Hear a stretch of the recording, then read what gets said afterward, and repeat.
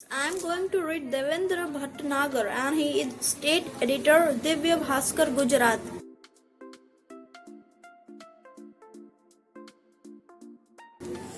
भारत बंद आखिर कब बंद होगा? सुर्खियों से आगे। सियासत में किसे सही किसे गलत समझा जाए, मेरी समझ से देश हित को ही सबसे ऊपर रखा जाए। विरोध जताने के नाम पर आखिर कब तक भारत यूं ही बंद होता रहेगा? 1970 से आज तक ना जाने कितने भारत बंद हुए, ना जाने कितनी रैलियां निकली, ना जाने कितने धरना प्रदर्शन हुए, लेकिन क्या कभी एक भी बंद रैलियां प्रदर्शनों से सरकार ने फैसले बदले हैं?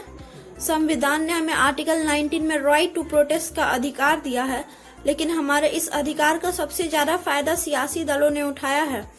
भाजपा हो या कांग्रेस, दोनों ने ही आम आदमी की समस्या को अपनी सियासत चमकाने का जरिया बनाया है। देश व राज्यों की सत्ता में बैठी भाजपा आज किसानों के आंदोलन को कांग्रेस का षड्यंत्र बता रही है, लेकिन जब भाजपा विपक्ष में थी तब वो क्या करती थी? वे भी इन्हीं प्रदर्शनों, भारत बंद का सहारा लिया करती थी। वही बंद का समर्थन कर रही कांग्रेस को जवाब देना चाहिए कि 2012 में जब भाजपा ने भारत बंद बुलाया था तब केंद्र में बैठे उनके मंत्री क्यों इसके खिलाफ में एकजुट होकर उतरे थे? दरअसल ये सियासत का दो मुहापन ही बंद रैलियां प्रदर्शनों की उपजाऊ जमीन होता है।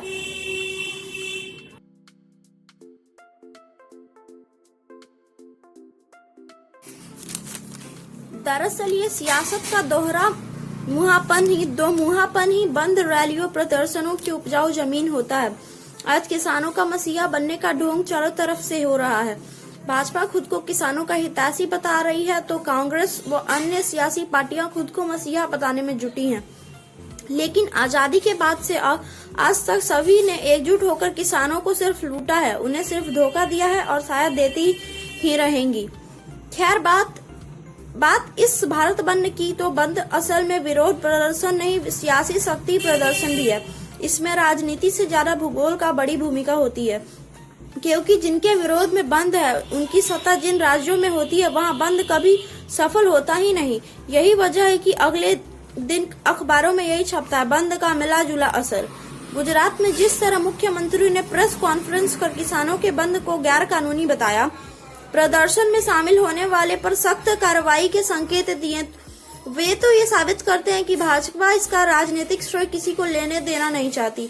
भाजपा किसानों के आंदोलन को राजनीतिक प्रेरित बता रही है। अगर यह राजनीतिक प्रेरित है तो केंद्र के मंत्री क्यों किसानों से बातें कर रहे हैं, क्यों उनके चक्कर काट रहे हैं? दरअसल भाजपा किसानों के आंदोलन को राजनीतिक आंदोलन साबित करना चाहती है। किसान पिछले 13 दिनों में सड़कों पर बैठे हैं। सरकार को भी देखना चाहिए कि जिनके लिए वो कानून लाई है, अगर वो ही इससे सहमत नहीं है तो आखिर वो क्यों इस पर अड़ी हुई है? सरकार जनता के लिए होती है तो उसे जनता की सुननी भी चाहिए। अपने फैसलों के खिलाफ होने वाले विरोध प्रदर्शनों को राजनीति चाले बताने की कोशिश अब बंद होनी चाहिए।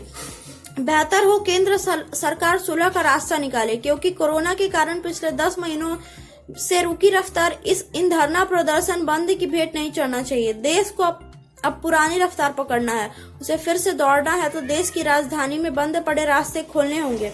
बंद की राजनीति से देश को मुक्त होना होगा।